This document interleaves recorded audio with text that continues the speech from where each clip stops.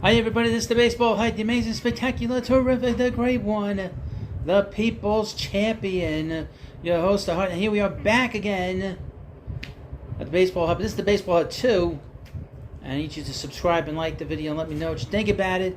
So we're going to talk about the San Diego Padres again.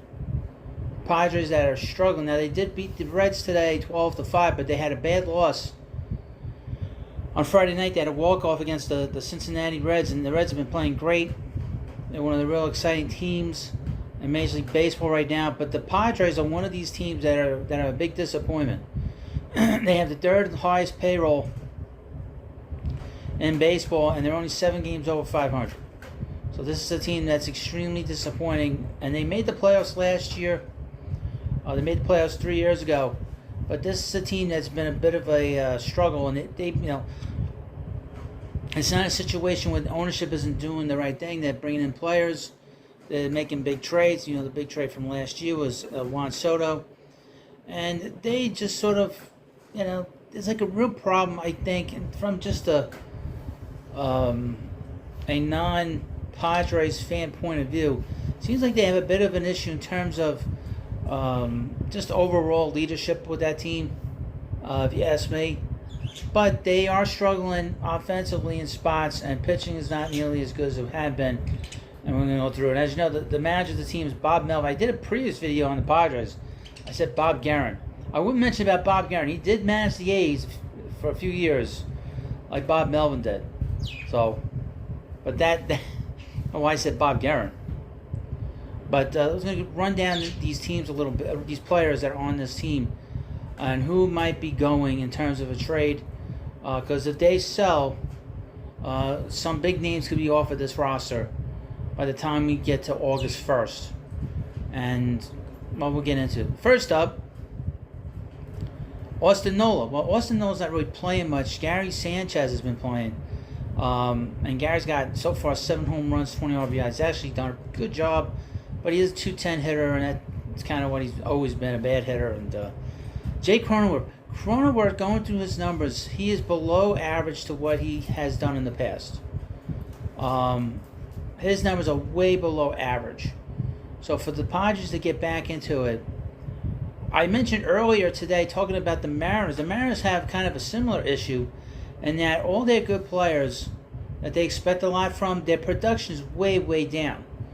And I was thinking that if they can kick it in gear, I think they'd be the most obvious team to come back and make the postseason, just based on their own stat, their own what says in the back of the baseball card.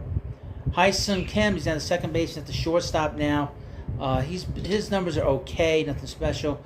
Xander Bogaerts in the first year of a long-term contract there. He has to kick it in gear. I mean, his numbers got to get better, or they're not getting the postseason. Manny Machado's numbers are way, way down. This is a guy that averages 30 home runs, 100 RBIs.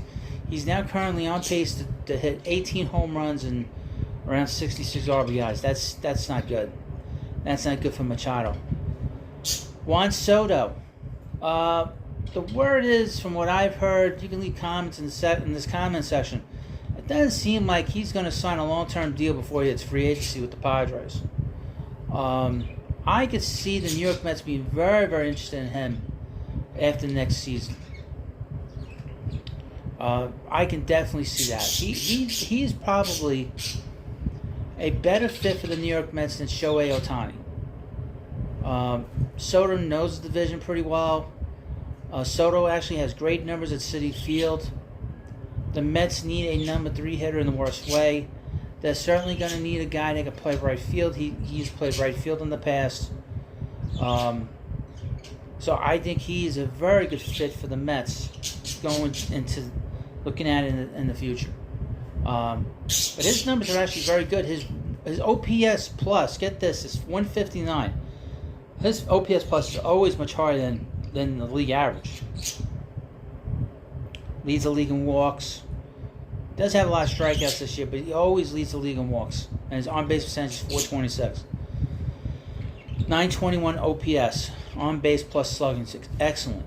His numbers are excellent. I thought they would be much, much less than what the rumor was. But as I've gone through the numbers, I guess he's picked it up over the last few weeks. His numbers are actually very good. But they're, like I said, 7 games under 500. Trent Grissom, who's a med killer, his numbers, he's hitting 210. That's not going to cut it. Fernando Tatis Jr., interestingly enough, he's one of the few guys that's actually playing well offensively. And they got him in right field now. He's the right fielder with the Padres. He's not the shortstop, obviously, with Bogarts being there. But we can keep himself out of trouble. He's not going anywhere. Maybe Nelson Cruz could be on the way out again. He could be moved at some point. Really, the rest of the position players, I don't think. But like I said, let me just run down again. Who would be moved? The guy I think would be most likely to move is probably Nelson Cruz. Just looking based off of this, to be honest with you. Nobody, and like I said, starting lineup is not going to get moved. Okay. Now a big name that's going to get moved, I think, if they decide to sell, is Blake Snell. He's on the last year of his contract. I definitely could see getting moved, and his numbers are actually pretty good. Just don't have him pitch more than 5 innings. Because he might, that might be a problem. You don't want to be in the World Series and take him out to it. Oh, well. Michael Wacha, I know he's got a contract. I don't believe he's going anywhere. Yul Darvish's got a long-term deal. Joe Musgrove, the oily one. I know one thing. Buck Showalter's a pretty smart guy. If he said that this guy was doing something to the ball, take that to the bank. Seth Lugo, I can see Seth getting traded. He only has a 2-year deal, I believe, with the Padres. I can definitely see him getting moved. Josh Hader, keep an eye on Josh Hader. I could see him definitely getting moved before the deadline, and they could get a lot for him. There's a lot of teams now that are going to be asking about him since Aroldis Chapman is off the market. And if you trade for him, you're going to have to give a hell of a lot more than what the Royals received from the Rangers in that deal. Maybe Nick Martinez gets moved. Maybe Tim Hill gets moved. Maybe. Really, the big players on this, just looking at it, Blake Snell and Josh Hader. Those guys, if they sell, if they trade players away, those are the 2 guys that they will trade. Blake Snell and Josh Hader. And like I said, Hader, they will get a lot for Hader. They will get a lot for him. They'll get something similar to what the Yankees got years ago when they traded Aroldis Chapman to the Cubs. And they got Gleyber Torres and a whole bunch of other young players. That I could definitely see. I could definitely see that.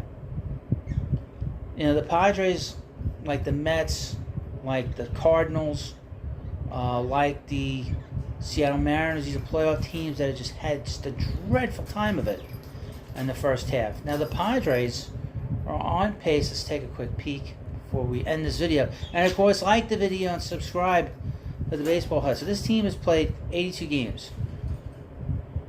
They're on pace to lose about 90 games. 89, 90 games. It's terrible. It'd be the 3rd highest payroll and have a chance to lose that many games. But I don't see them personally doing a complete total breakdown of their team. I see them, Blake Snell, Josh Hader, and everything else after that is kind of maybe. And I don't think Soto's going anywhere. Soto will get the free agency, and at that point, Soto will sign with some team. The number 1 team on the list, I think, would be the New York Mets, and he does like City Field a lot. But I don't see them coming back in the race because they're just so far behind. I only see the Mariners, in my view, my opinion, coming back. That's not going to take a whole hell of a lot in terms of numbers, in terms of production. And plus that general manager, that Jerry Dipoto, he's crazy. He'll move anybody at the drop of a hat. He'll make any kind of trade with anybody. Well, you let me know what you think about this video. Of course, please subscribe to the Baseball Hut too. Thank you, and have a good day.